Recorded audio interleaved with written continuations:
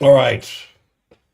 I think we can get going here as of right now.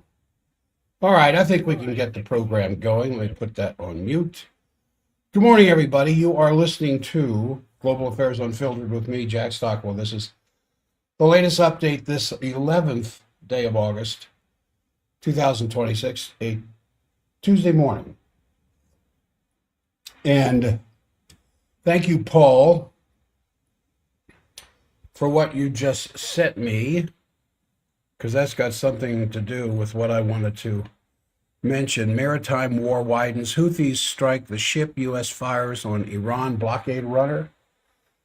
Yeah, that's all according to script, and I wanna get to that because we're kind of in that period where I was noticing yesterday, for those of you who are familiar with Wasatch Front weather in Utah, because now that the monsoonal moisture is starting to creep up this direction, and we're supposed to be getting some rains, new fires breaking out. Fires will break out today because of lightning strikes. And as I looked off to the southwest, and I could see the dark clouds building. Overhead, it was blue. Wind was starting to blow. But it's I guess you call it the calm before the storm kind of a thing, where you can see there's water up there in the sky. And the denser water is with the blacker clouds, and they're moving this direction. But after about a half an hour, it kind of opened up a little bit and just turned into a little sprinkle. That there were no hard rains that a lot of people are praying for to put out some of these wildfires. And so when I look at these world events, and again, Paul, thanks for sending that, because now with Pakistan and Turkey and Saudi putting together this agreement, and Egypt wanting to join it as well, kind of circling Israel, and they're leaving the United States out of it, and they're putting a defense pact together and a intelligence pact together and a satellite pact together.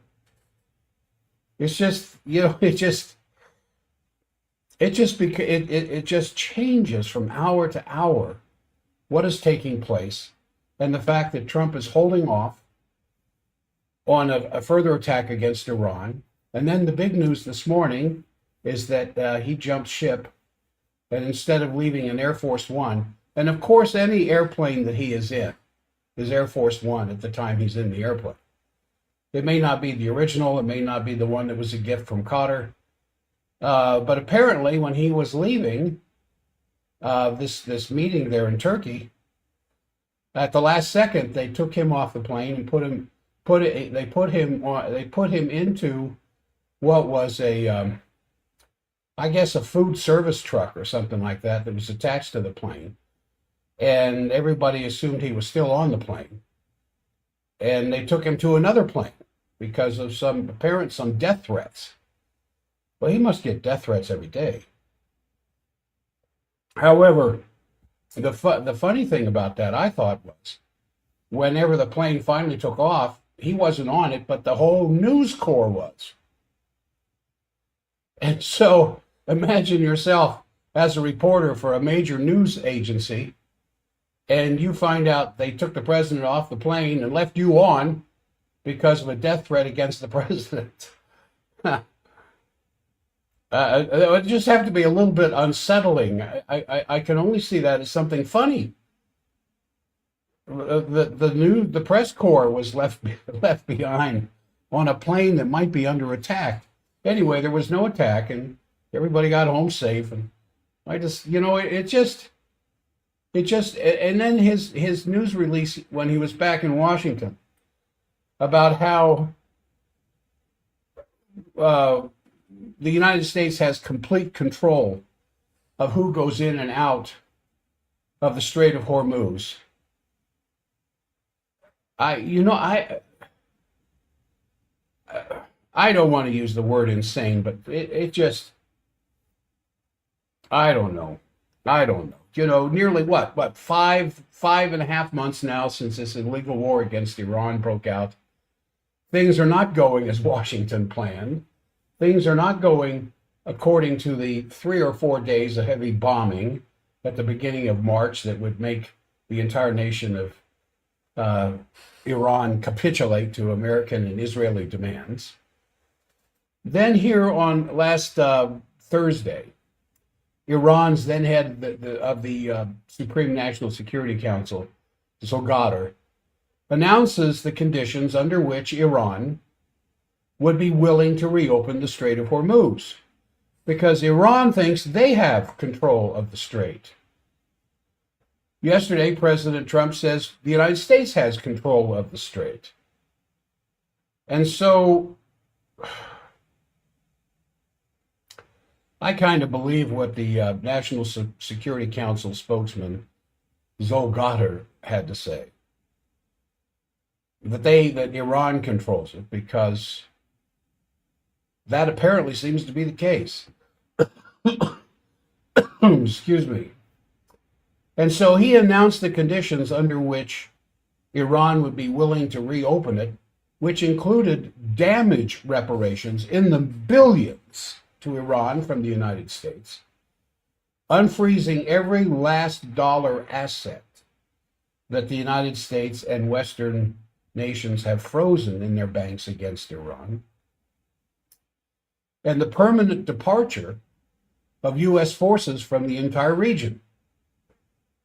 Now, that's easy enough to understand. It may not be easy enough to do, but it's certainly easy enough to understand on the part of Iran's requirements. And then in addition, of course, Iran and Oman are on the verge of reaching an agreement over a new management framework for the entire strait, as well as the bottom of the Red Sea. And evidently, they are moving forward in this direction without any approval or involvement whatsoever of the United States. Clearly, these are not the actions of a desperate, collapsing regime in Iran that the Oval Office continues to try to get us to believe. Now, President Trump is trapped. The poor man is just absolutely trapped. Feeling the heat from a choked global economy, a worsening ammunition shortage I talked about yesterday, and an increasingly upset domestic constituency here inside our own borders.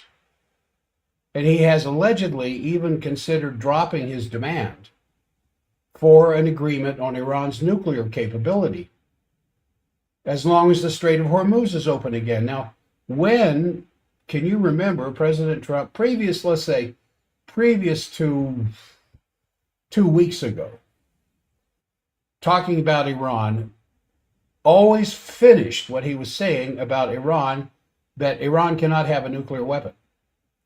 I mean, it doesn't matter. It didn't matter what he was talking about. He would always say that at the end. Well, there's some alleged not intelligence, but alleged Oval Office leaks. He might not be so adamant about that anymore. And so this mutual defense pact I was just mentioning between Saudi and Turkey and Pakistan, I think indicates far more significant tectonic changes that are taking in this place, because there is no longer a status quo to go back to. Things have changed so much that there's not going to be a return to normalcy. Normalcy is something that is going to be redefined almost every day. And I think while true implications of this new defense pact remains to be seen, the Jerusalem Post just yesterday released a comment about it. And they said this: the Middle East is moving toward a more fragmented and multipolar security architecture in which states are hedging by developing several overlapping partnerships rather than relying exclusively on one alliance or great power, which of course is referring to the United States. In other words, the Jerusalem Post, which is pretty much rah-rah Netanyahu. Haaretz is not.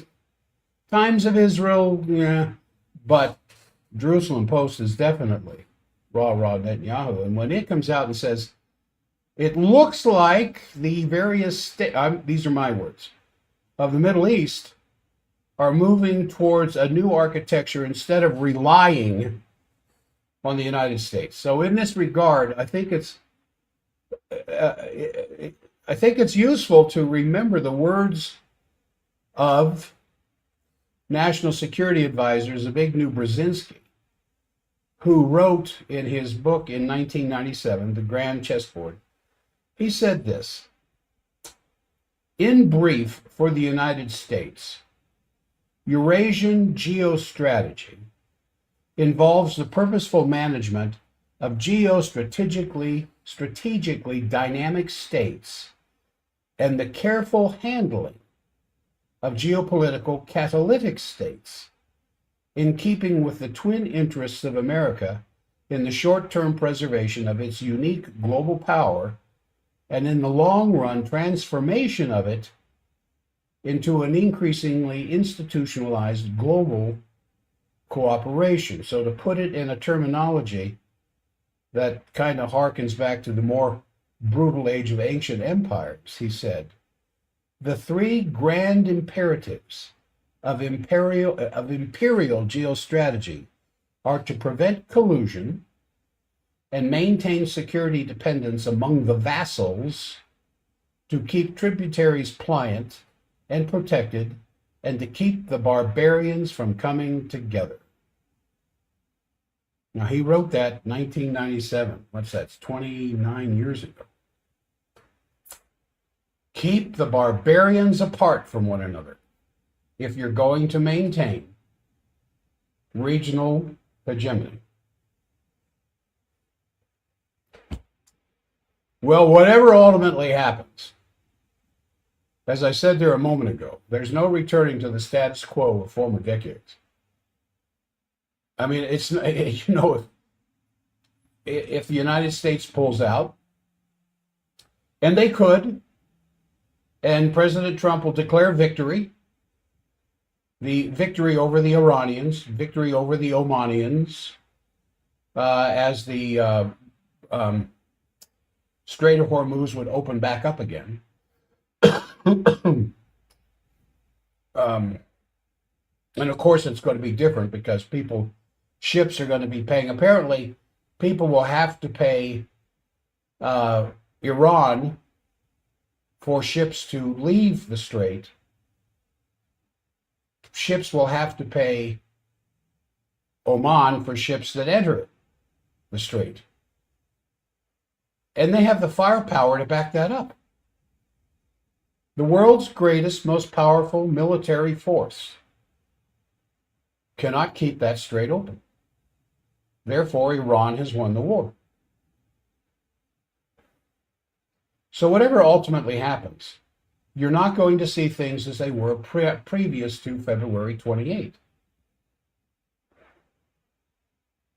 With foot stomping and missiles going back and forth occasionally between warring parties and little rebel outfits here and there, we're not going to go back to the increasing genocide in Palestine because there's no previous architecture to go back to because it's continuing even now.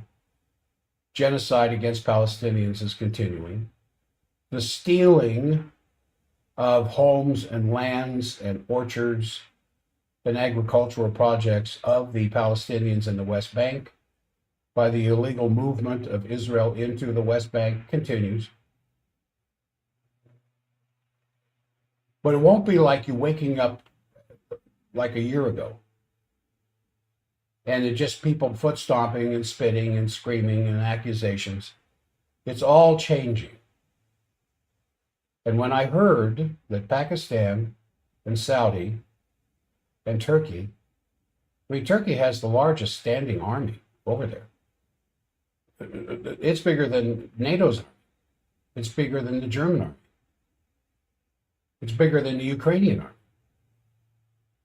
It may even be bigger than the Russian army. And when it's sitting there just a few hundred miles north of Israel, and Saudi just a few miles to the west, and Pakistan being nuclear powered, nuclear armed, and Egypt wanting to become a part of this. This isn't just a little change in the wind. So toward that end, the former Italian undersecretary at the Ministry of Economic Development, who I have quoted in the past, Michele Coraci, a very brilliant man, I believe. He was pointing out that protecting borders from the illegal crossings, like you saw a week ago, bursting into Spain or Spanish territory, is simply to protect those borders. Is not some anti-humanitarian act. It's to simply follow the law. He said this: the African population will double in the next decade. And what do we do with 2 billion people in Africa who, of course, look at Europe like a dreamland, where they get better jobs and a better life? How do we solve this problem? Well, one way to do it is to offer development of society and the economy in Africa, not just to welcome them. We have to offer a developmental model in Africa that prevents young people in Africa from coming to Europe. Yeah. Why do they leave? Why did we have millions, literally millions, during the Biden administration flowing across the Rio Grande into America? Because they wanted to feed their children. They wanted a better life. And America was the paradise, they were told, in their homeland. And they come here and they get money and they get status and they get green cards or whatever work type things they can get. And now they have a better life. The problem is, in some places, they can vote. And you saw what just happened up there in Michigan. So in similar fashion, China's Global Times ridiculed the kind of the brain dead thinking of a new report for the Foundation for Defense of Democracies, which argues that China's growing presence in Africa means America's economic relationship is at stake. Well, from the Chinese point of view, it's not a battle over territory as to who's going to control more of Africa, China or the United States. China is there seeing Africa as a partnership to be built.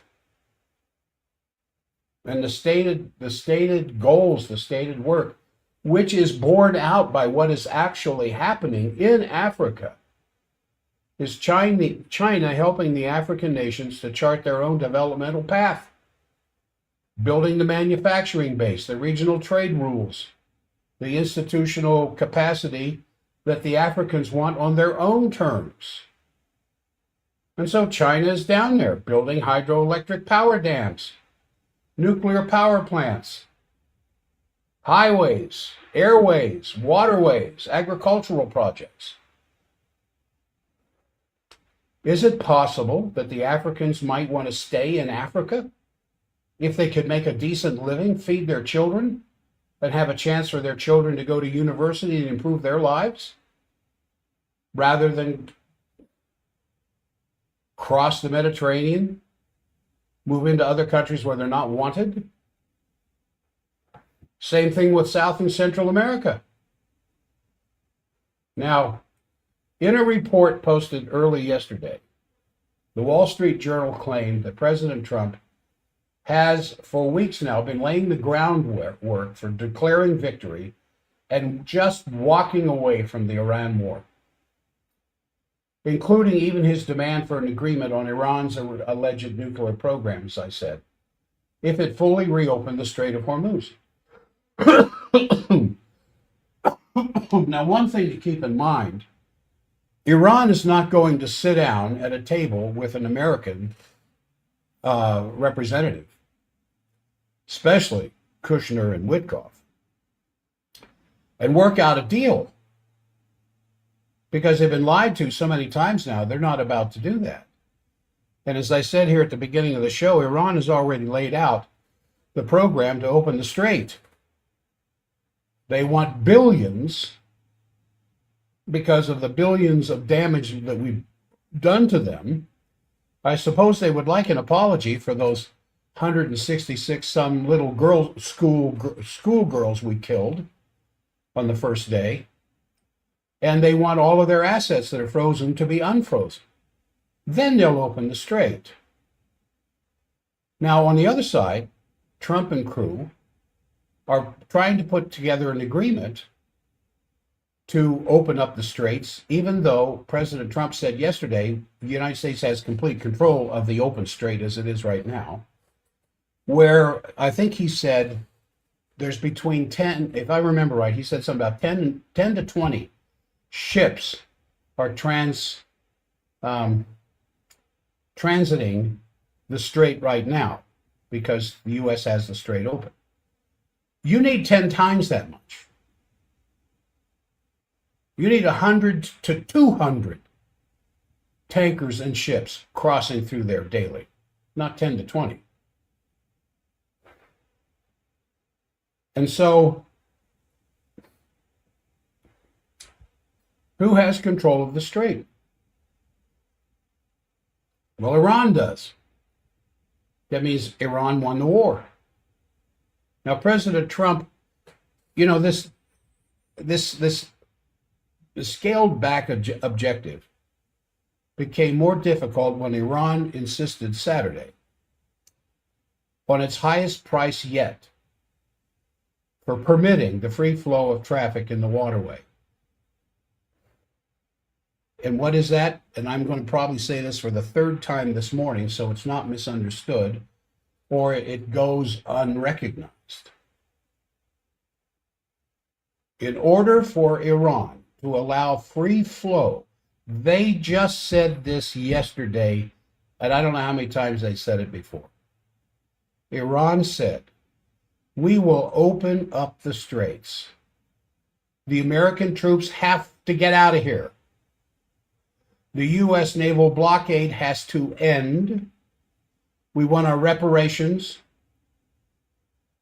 And then there'll be free flow through the strait. Now, the Wall Street Journal, referring to those demands then made by Zolgater, the then, I don't know if he still is, Secretary of Iran's Supreme National Security Council. He said this: the rapid chain of events suggests Trump's options for walking. No, this is the Wall Street Journal.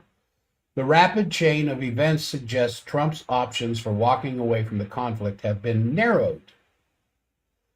Trump has repeatedly threatened and then backed away from a massive escalation for its bombing campaign. But the recent chaos in negotiations signaled Tehran to be prepared for a long and grinding conflict. The article in the Wall Street Journal goes on. Iran's ability to essentially choke off the waterway through sporadic missile and drone attacks has proven to be powerful leverage for the country, stalling commercial traffic and roiling global oil markets. Trump has declared repeatedly in recent weeks that the Strait of Hormuz is already fully open, but each of those promises have proven premature.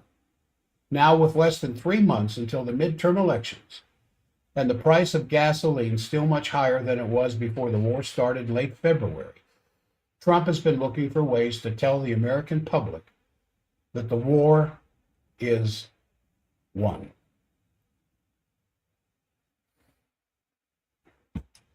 Now, I try to minimize the political discussions that go on in my clinic. with a very to a very few people. And I don't bring it up. I wait for them to bring it up. And then we, while I'm working on them, we have a little bit of conversation here and there. And most of them are very wide open in understanding what's going on. Their eyes are open. They see what's really happening. But in your life, and the people that you associate with, whether you're retired or not, or working full time, or involved with various groups, some church associations, neighborhood associations, whatever, how many of them, as you sit there and think about an answer to my question, have their eyes open and understand what's going on here, as opposed to listening to the morning or the evening news, and they pretty well rely on their understanding of this maritime war is based on somebody reading from a teleprompter in the evening news. Now, it goes back to something I've quoted many times from Mark Twain. If you get your news from the morning paper, you're malinformed. If you get your news from the evening news, you're misinformed. I think that pretty well sums it up, because you're going to have to go to alternative news sources. Now, I suggested this website last week, tvgarden.world, tvgarden.world. And you can go to various nations and listen to their news broadcasts. Some of them are reading from teleprompters. Some of them are actually having very prescient discussions. Now, not all these countries have English broadcasts. The bigger ones do. You can go to Russian television, Israeli television, French or German television, Spanish television, and there'll be one or two stations in there that are broadcasting in English to their English constituency. You're going to hear different stories. But if you want to be really informed as to what's going on, you have to do some research. And I spend a lot of time doing it. Now, let me get to a little bit about Ukraine right now. The U.S. State Department notified Congress last week that it proposes to approve the transfer of U.S.-made artillery and munitions from Turkey to Ukraine. Now listen to that. Now we know that munitions are being transferred from the Far East, which has left PACCOM a little itchy under the saddle, because a lot of their defensive, especially the HIMARS, the multiple launch rocket systems, the ATACMS, are being transferred from the Far East defensive positions, especially from the Philippines, to Ukraine. And now the U.S. Department notified Congress. Look how this works. The U.S. State Department is telling Congress, we are proposing to approve the transfer of U.S.-made artillery and munitions from Turkey to the Ukraine. Now, according to the notification, the proposed transfer involves a dozen M270 multi-launch rocket system launchers, the heavier tracked predecessor to the wheeled HIMARS launchers, 2,524 M26 rocket shells with cluster munitions, 47,000 rounds of M509A1 203 millimeter howitzer rounds, and also that are also equipped with cluster munitions. And then a second notification proposes the permanent transfer of 70 M39 ATACMS missiles.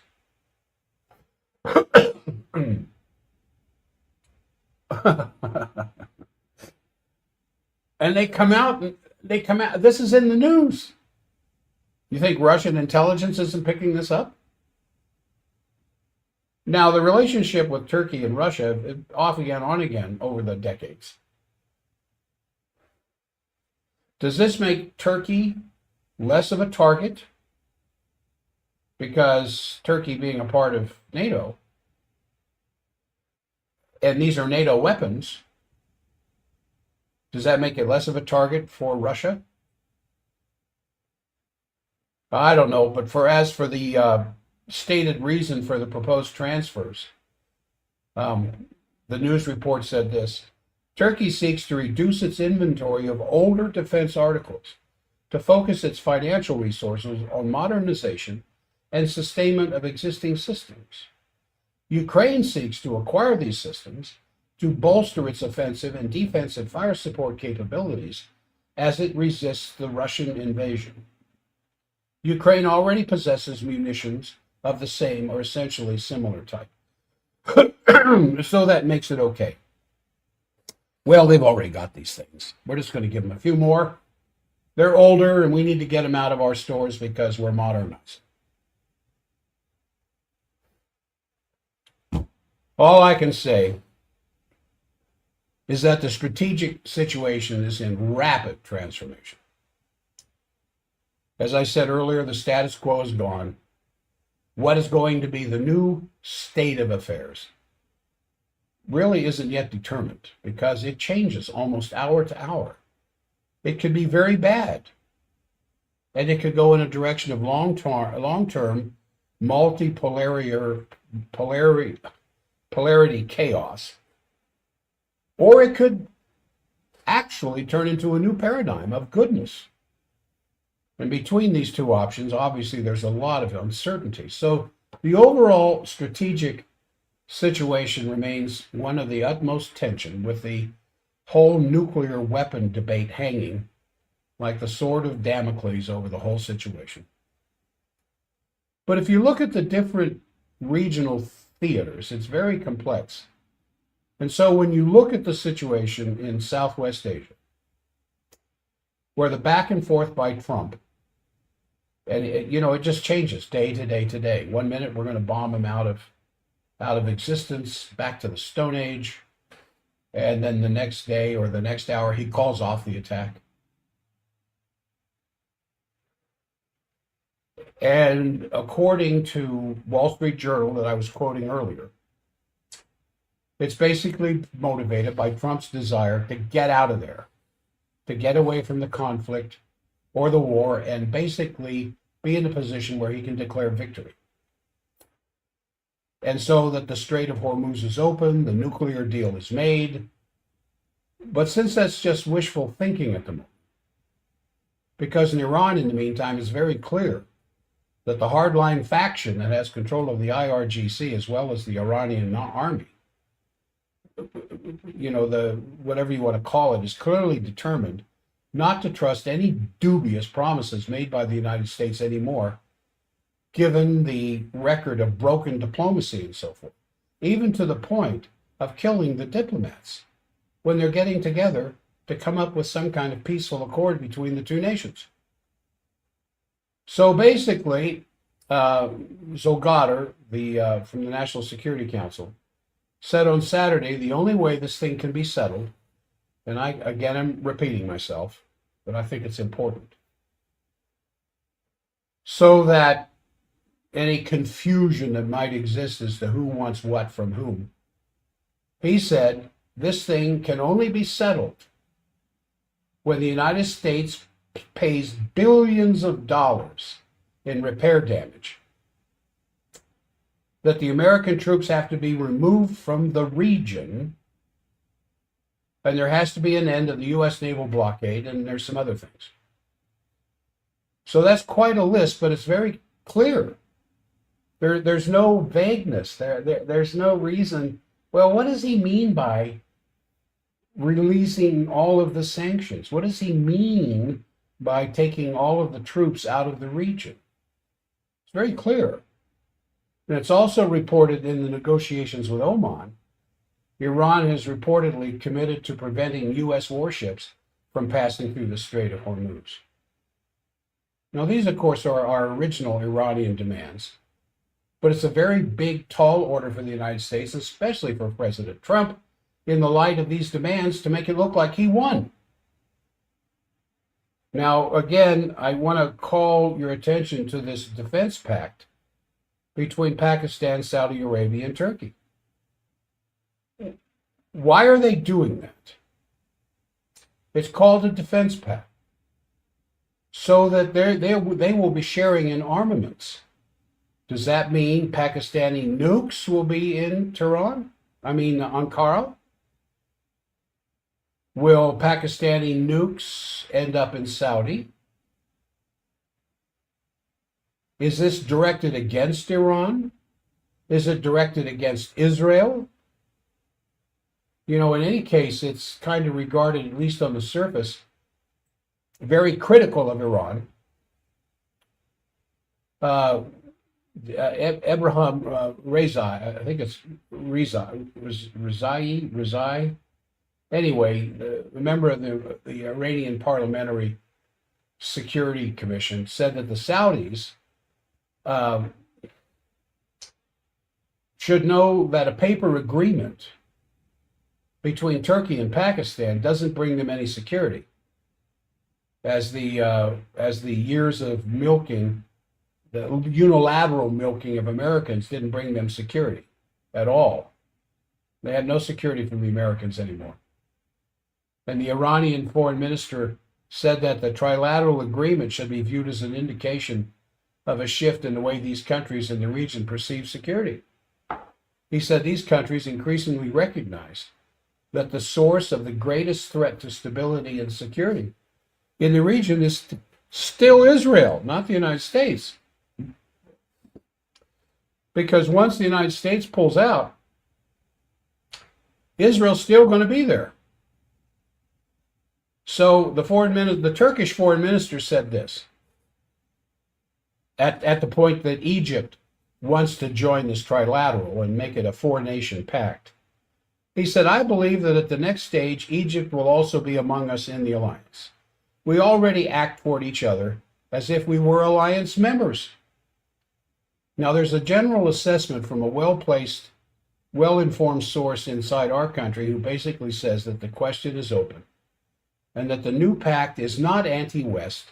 It's not anti-U.S. by definition, but depending on how things go, it seems to have feelers reaching out to combine with Russia, India, and China. So in any case, what's happening now is what Brzezinski forecasted years ago, as I said, that eventually the combination is going to drive the United States out of the region. And nothing can be done to prevent that. Because these people live there. We don't. And so the ultimatum is that the Strait is not going to open until the U.S. takes certain steps to end its threats to the region. How do you end your threat to somebody else? Well, you remove the threat. And the threat is the American military. Now, the Iranians have clearly come to the conclusion that any so-called ceasefire or temporary agreement is just a trick to rearm and then come back with vengeance. So it seems that they're determined to get an agreement which drives the United States out of the region. How that's going to play out, as I said, is a very tall order, but that's where we're at right now, as of this Tuesday morning, the 11th of August. So it remains to be seen how that affects every other aspect of the region. Like what is Israel's reaction going to be? Because even though you have a defense agreement with Pakistan, Saudi, and Turkey, and Pakistan and Turkey well armed, much more than Saudi, what is the intent? What is the purpose of this? Just to get the U.S. out? Or do they see their combined enemy being Israel? And what's this going to do to the Saudi-Yemeni conflict? What's this going to do to the situation in Lebanon? What's this going to mean for Gaza and the Palestinian situation?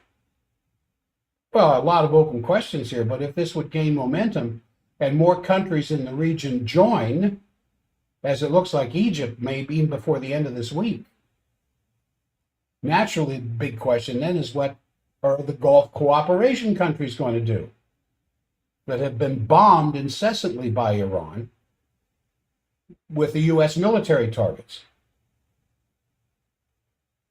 In any case, this is a tectonic shift, the kind of shift that takes place after a 9.0 earthquake, and the ground just doesn't look anymore like it used to. Now, the other major crisis, of course, that I alluded to is the Ukraine. And for many days, there has been this one mega topic showing up in the press morning, evening, and noon, was this out of Germany, this so-called drone, supposedly of Russian origin, that was found at the airport in Leipzig, just a few meters away from a Ukrainian cargo plane, getting ready to go to the Ukraine. And this whole thing is completely ridiculous because this was a small drone supposedly loaded with explosives, but it was discovered by a bus driver who took some tourists through the airport, and then supposedly this bus driver knocked out that drone by kicking it with his foot. That's in the German press. And so it can't be a gigantic drone, but they're playing this up. And so the Germans called for this emergency national security meeting. And naturally, it's all now leading to some massive calls that the capacities of the secret services of Germany, have to be built back up massively to get engaged in anti-drone warfare and whatever else goes with that. In any case, it really has the smell of a false flag, because if you look at the usual suspects who are now all calling for harder measures against Russia, there's no evidence whatsoever that it was a Russian drone. But the headline in the German newspaper, the Bild Zeitung, Russia is behind the drone bomb, basically saying that it's very clear that it's Russian in origin, and the head of the Green Party, they want to answer Russia for this. Just madness everywhere. I mean, in any case, if you look at the reality, then the process of this merger now in our country, with our militaries, with Israel, don't lose sight of that, because the entire Utah representation voted for it, to merge Israeli security and military affairs with American security and military affairs and intelligence. And that's already going on with NATO and the Ukraine, maybe not in the form of official legislation like it's forming here, but in the form of military production. So NATO, and Trump out of one side of his mouth is pulling the U.S. out of the war with Ukraine. And he said, we're just turning it over to the Europeans. It's their problem. But it's our weaponry.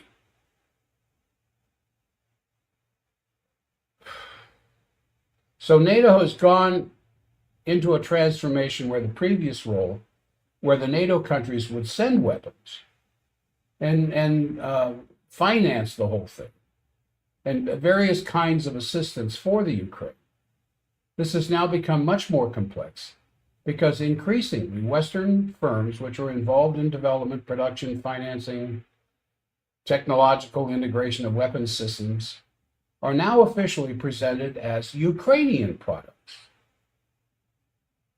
And so the European produce now think about that. Why would Europe change its position in all of this? It's still American weaponry, German weaponry, French weaponry, British weaponry. But now these things are all being assembled inside the Ukraine as though this was a Ukrainian initiative and Ukrainian products. Was the threat from Putin that these countries manufacturing these things to a point and then sending them to Ukraine for final assembly would somehow erase the implication that they themselves were at war with Russia?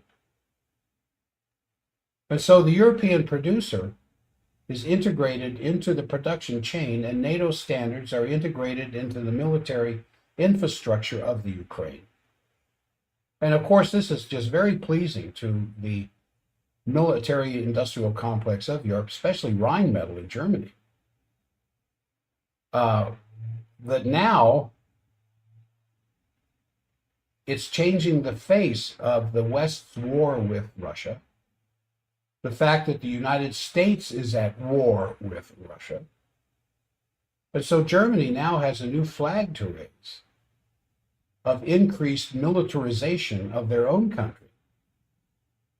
The return of the draft, the return of the Wehrmacht, the return of German military preparation for war with Russia in the next 3 to 4 years. What is it about the Germans and Russia?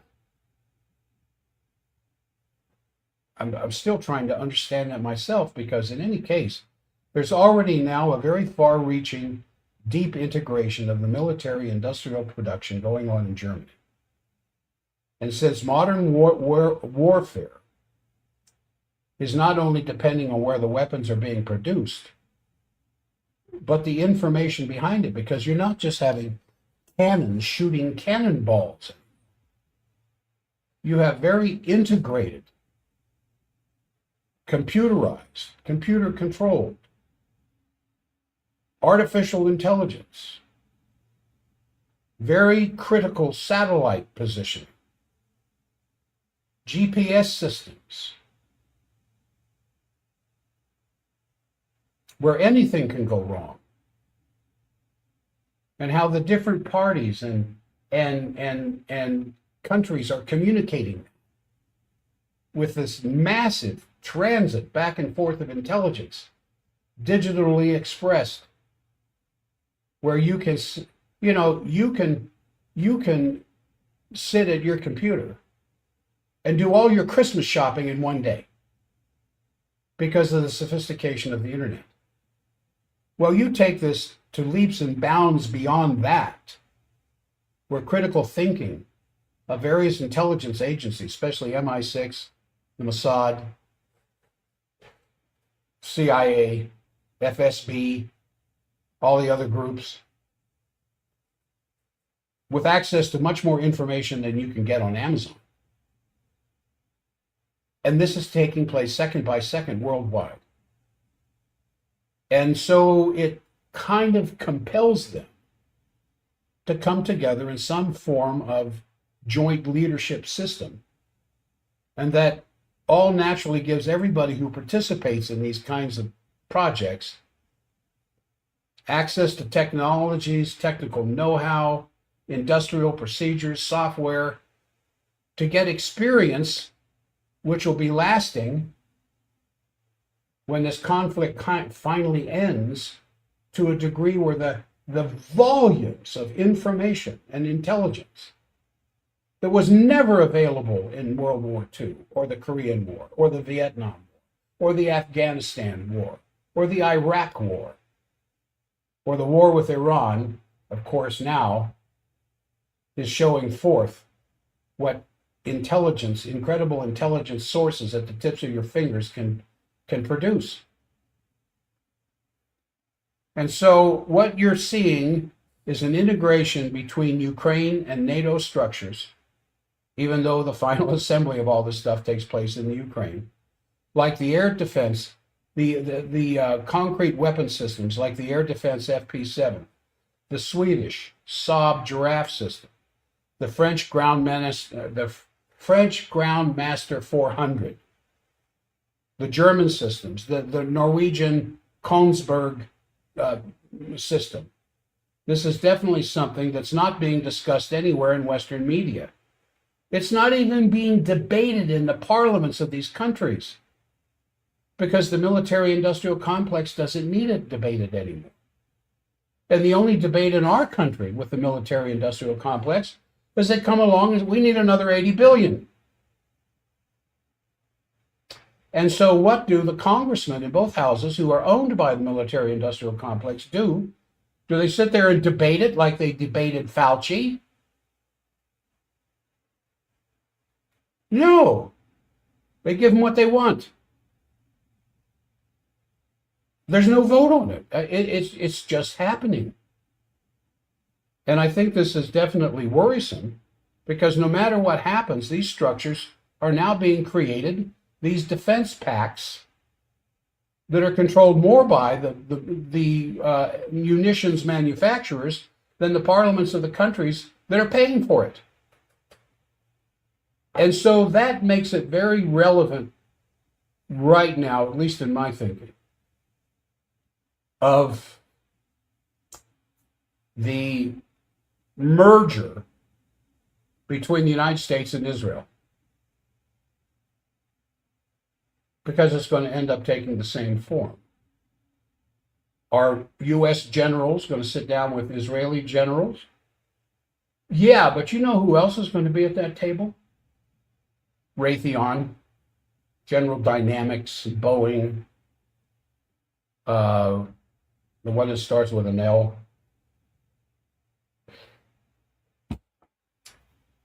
Now, the mindset of these crazy Atlanticists from the City of London and Wall Street, and to some degree, the Oval Office,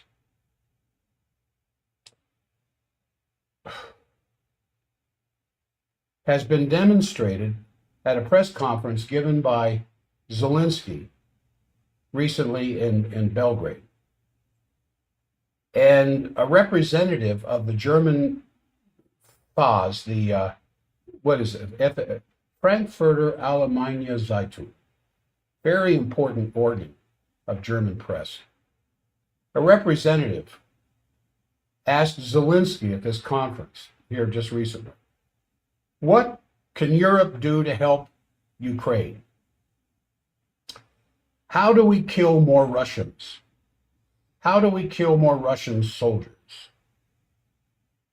Well, that kind of caused a freak out.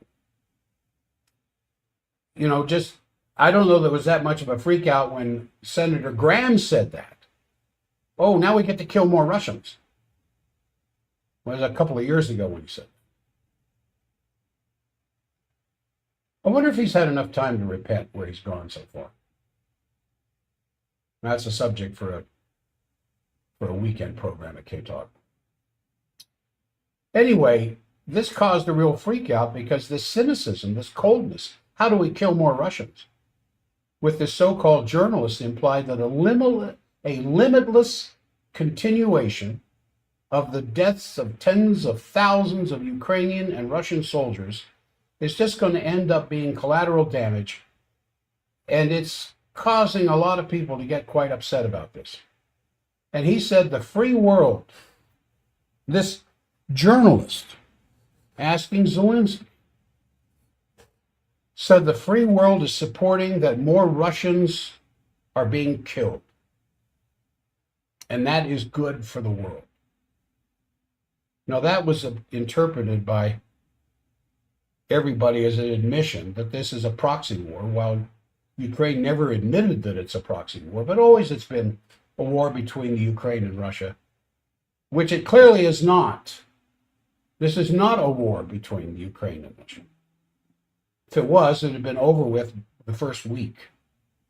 But it's a war with NATO. It's a war with the United States. So then naturally, the whole propaganda that Russia is preparing an attack on NATO is completely ludicrous. because Russia has a hard time making territorial advances in Ukraine right now after 4.5 years making progress very slow. And since the West is pumping Ukraine full of these modern weapon systems, it's a very slow, very painful process. But the idea that Russia would attack conventionally a superior NATO force is just completely crazy. But they keep saying it. Anyway, that's kind of the situation there. And I think the overall situation is very clear that the war, if it will happen, between NATO and Russia will not be a conventional war. And so we're still in the absolute danger zone of using nukes. And I want to finish that by reminding everybody what the mayor of Nagasaki said, as I reported yesterday. Shiro Suzuki said that nuclear weapons are not a necessary evil. They're an absolute evil and can never coexist with humanity. And I think that's kind of the bottom line. So in your prayers, remember the world that your grandchildren are going to inherit.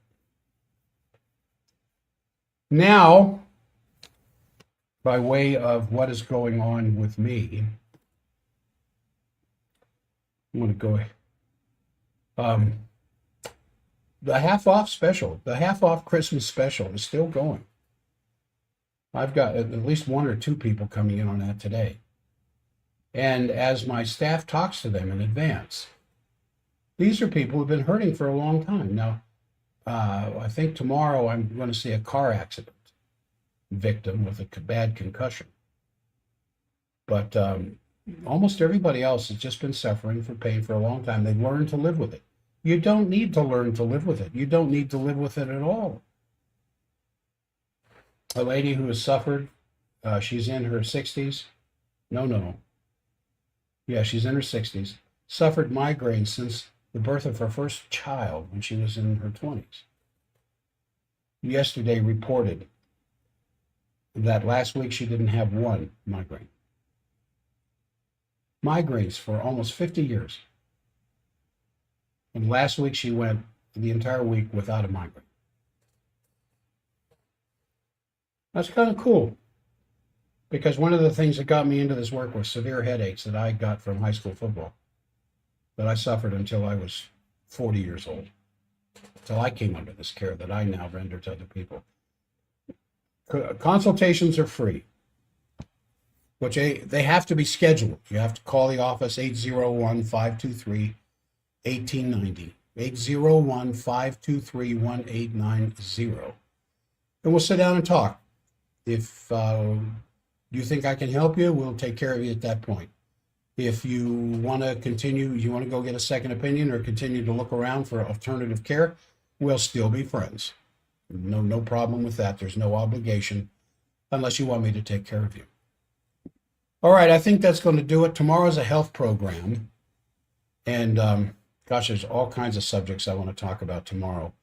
But one thing I want to be sure to talk about tomorrow is getting your kids' immune systems ready to go back to school with a bunch of other kids that may not be as healthy as yours. So how do your kids maintain good immune strength? All right, I'm going to stop the recording here at K-Talk to identify that. Those of you on the stream, I appreciate if you think somebody could be benefited by this program, please share. You got to like it, share it, and if you subscribe, it certainly helps the algorithms. So you keep your wits about you. Research this. Don't go out saying, Stockwell said this, Stockwell said that. I'd rather you said it as a result of your own research.